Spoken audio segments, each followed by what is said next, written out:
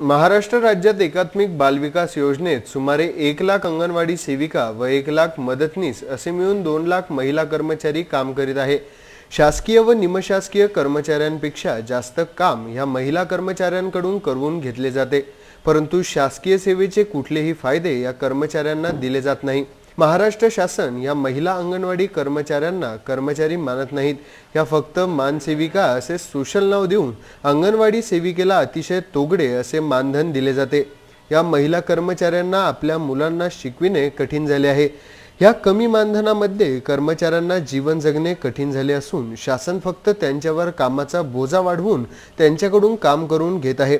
सन 1975 साली केंद्रात सुरू झालेल्या या योजनेमुळे 0 ते 6 वर्ष वयोगटातील मुलांना शिक्षण संस्कार व देशभक्ती शिकविण्याचे कार्य या महिला कर्मचारी करतात, परंतु त्यांची आर्थिक स्थिती बिकट असून शासन याकडे दुर्लक्ष करीत आहे। अंगणवाडी कर्मचाऱ्यांना गेल्या 2 वर्षापासून टीए व इंधन बिल मिळाले नाही, ते तातडीने देण्यात यावे।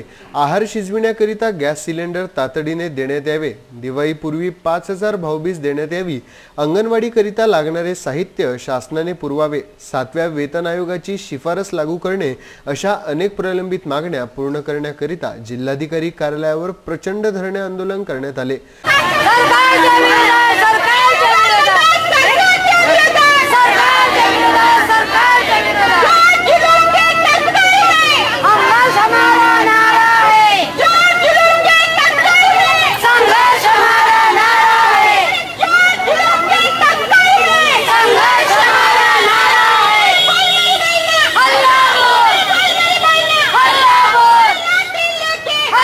अंगणवाडी सेविकाच्या मदतनीस कर्मचारी संघाचे अध्यक्ष संजय मापले यांनी जिल्हाधिकाऱ्यांना निवेदन दिले। यावेळी रतन गुजर, शालिनी देशमुख, चंदा नवले, माधुरी देशमुख, साधना काळे, रंजना कडू, सोनाली पुंजे, निलिमा जाधव सह अन्य अंगणवाडी सेविका उपस्थित होत्या।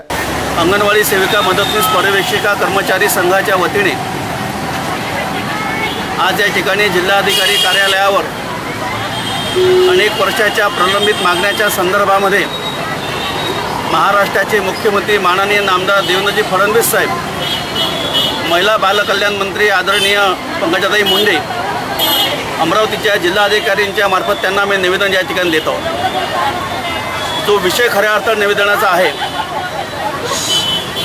महाराष्ट्र शासनाने एक भूमिका घेतलेली आहे की ज्या ठिकाणी ज्या अंगणवाडी केंद्रामध्ये 25 पेक्षा कमी लाभार्थी आहे त्या अंगणवाड्या बंद करण्यात येतील किंवा त्याचं एकत्रीकरण करण्यात येईल। आमची ठाम भूमिका आहे, महाराष्ट्रामधली एकही अंगणवाडी बंद करू नये, जेणेकरून कुठल्याही अंगणवाडी सेविकेवर कुठल्याही प्रकारचा अन्याय होणार नाही आणि या विषयाचे समायोजन आम्ही सहन केलं जाणार नाही। तर सरकारने जर समायोजन केलं तर संपूर्ण महाराष्ट्रामध्ये मोठ्या प्रमाणामध्ये खऱ्या अर्थानं आंदोलन उभारता येईल। दुसरा विषय आहे की अंगणवाडी सेविका एवढ्या मेहनतीनं काम करतात, त्यांचं जे मानधन आहे तसे कमी मानधन आहे। अनेक वर्षापासूनची मागणी आहे की मानधन वाढलं पाहिजे आणि भूमिका आम्ही घेतली की अंगणवाडी सेविकेचं मानधन आहे 10,500 रुपये आणि मदतनीसचं मानधन 8,000 रुपये हे तात्काळ सरकारनं करावं आणि शासनाने खऱ्या अर्थाने याच्यामध्ये पुढाकार घ्यावा। ही दुसरी मागणी आम्ही खऱ्या अर्थाने ठेवलेली आहे। गेल्या 2 वर्षापासून अमरावतीच्या जिल्ह्यातल्या अंगणवाडी सेविकांना टीए बिल मिळालं नाही आहे, इंधन बिल मिळालेलं नाही आहे। हे टीए बिल या ठिकाणी तातडीनं द्यावं ही सुद्धा मागणी आहे।